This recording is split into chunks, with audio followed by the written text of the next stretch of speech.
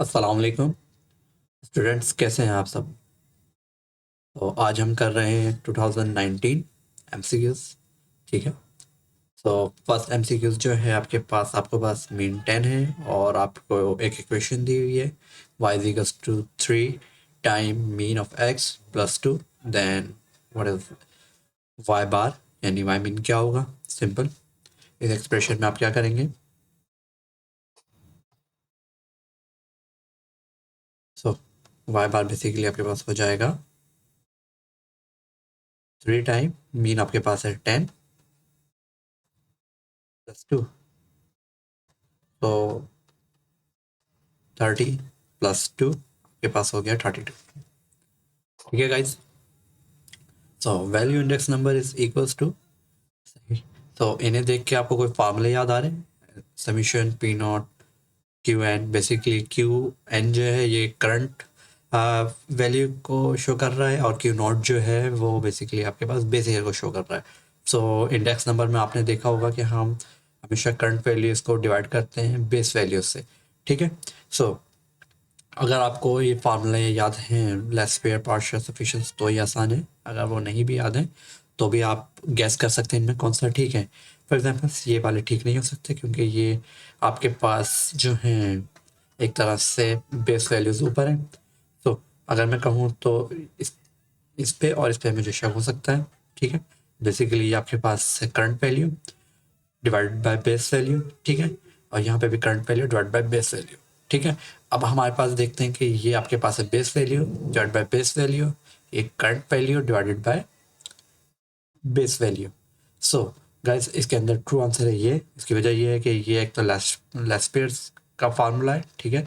और दूसरा ये कि देखिए यहाँ पे भी बेस है और यहाँ पे भी बेस है, तो इस तरह पॉसिबल नहीं है कि यहाँ पर आपके पास करंट है तो यहाँ पर भी आपके पास करंट होना चाहिए था। अगर यहाँ पे करंट होता तो ये पार्शियस का फार्मूला बन जाता, बट यहाँ पे करंट वैल्यूज़ नहीं है, यहाँ पे पी नोट है। तो इन चारों के अंदर सिर्फ यही एक ठीक फार्मूला है, बाकी जो है वो कोई फार्मूले नहीं है। ठीक है guys. The limit of probability simple, हमने याद देखा भाई कि ये जो होता है आपके पास 0 और 1 के बिटवीन होती है हमेशा प्रोबेबिलिटी। ठीक है guys. If two dice are roll once then the probability of getting the same number is, तो गाइस क्या हो सकता है, इसके लिए थोड़ा सा हेल्प लेते हैं इसकी। ठीक है। सो आपको दिख रहा होगा ये सेम नंबर जो है आपके पास एक तो 1 1 है, फिर आपके पास 2 2, फिर 3 3, 4 4, 5 5 और ये आपको शायद दिख नहीं रहा 6 6। सो टोटल आउटकम्स आपके पास 36 हैं और सेम नंबर जो आ सकते हैं वो आपके पास सिर्फ 6 आ सकते हैं। ठीक है। सो अब हम करते हैं, वापस से चलते हैं अपने पेपर पर। ठीक है। सो प्रोबेबिलिटी का फॉर्मूला आपके पास पता है आपको क्या होता है, टोटल आउटकम। टोटल आउटकम जो कि ज़ाहिर है 2 डाइस आप रोल्स करेंगे तो वो 36 होंगे। और फेवरेबल आउटकम्स अभी हमने देखे हैं कि सेम नंबर जो हैं वो आपके पास आ सकते हैं ओनली 6 टाइम। सो ये आपके पास बेसिकली आ जाएगा 1/6। ठीक है गाइस। सो आपके पास सी जो है वो आपके पास करेक्ट आंसर है। 5 पे देखते हैं, the data obtained from the Federal Bureau of Statistics is called. So आपने डेटा एक तरह से बोरो किया है। ठीक है। तो ये आपका प्राइमरी डेटा नहीं हो सकता। प्राइमरी डेटा वो जो कि आप खुद कलेक्ट करेंगे, तो इसका मतलब ये हुआ कि आपके पास सेकेंडरी डेटा है। ठीक है। The median of the data, इस मीडियन के लिए सबसे पहले हम क्या करेंगे, हमें इसे जो है एक्सप्रेशन ये सेंडिंग ऑर्डर में अरेंज करेंगे, क्योंकि मीडियन निकालने के लिए आपको पहले डेटा जो है ना अरेंज होना चाहिए। 0 1 2 3 4 6 and 7। Middle is quite easy because वो आपके पास मिडिल वैल्यू होती है। सो मिडिल पोजीशन पर आप देख सकते हैं कि आपके पास यहाँ पर 3 है। सो मैं 3 लिख देता हूँ। ठीक है। ऑप्शन भी आपके पास करेक्ट है। ठीक है। If the mean of the data is of 25 value is 20, then summation X is, तो समीशन एक्स बेसिकली आपके पास हो जाएगा। यहाँ पे थोड़ा सा देख लेते हैं कि मीन का फार्मूला आपके पास क्या होता है। मीन का फार्मूला होता है summation X divided by N. So N divide हो रहा है, वहाँ जाके मल्टीप्लाई हो जाएगा, लेफ्ट पे जाके मल्टीप्लाई हो जाएगा। सिंपल मैथ्स में ऐसे ही करते हैं।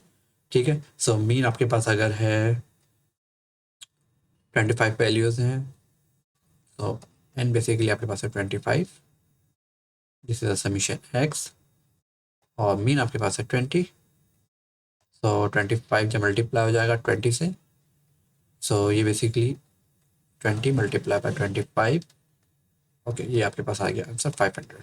सो D is the right option, ठीक है। So probability of A is a 1/3, probability of B is 310. So what is the probability of A intersection B? So this is basically independent है, सही independent है probability।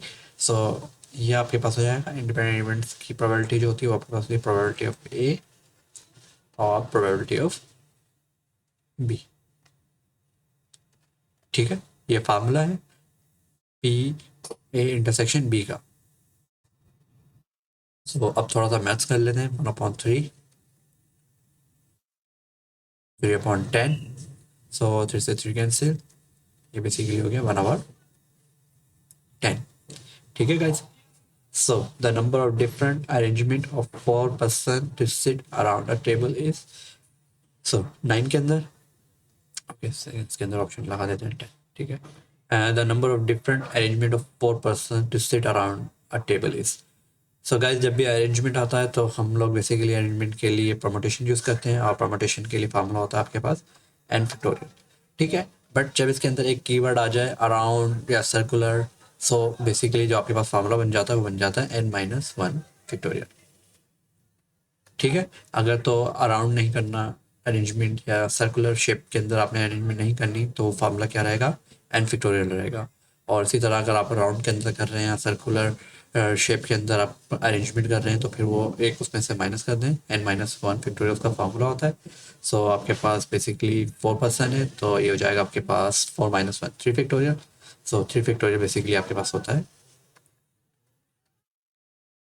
Bye definition 6, ठीक है। Okay, sum of deviation about mean always equals to 0, तो ये आपका formula आपने काफ़ी मतलब देखा होगा, sum of deviation about mean always equals to 0। So यहाँ पर बेसिकली क्या होना चाहिए, मीन होना चाहिए, तब ये इक्वल के हमेशा बराबर होगा। तो देखते हैं ऑप्शंस में, ये लेस देन है, ये ग्रेटर देन है, ये 0 है और ये मीन है, मतलब डी आपके पास करेक्ट आंसर है। अगर गाइस इसके अंदर कोई एमसीक्यूज में कंफ्यूजन है तो आप उससे पूछ सकते हैं। Thank you.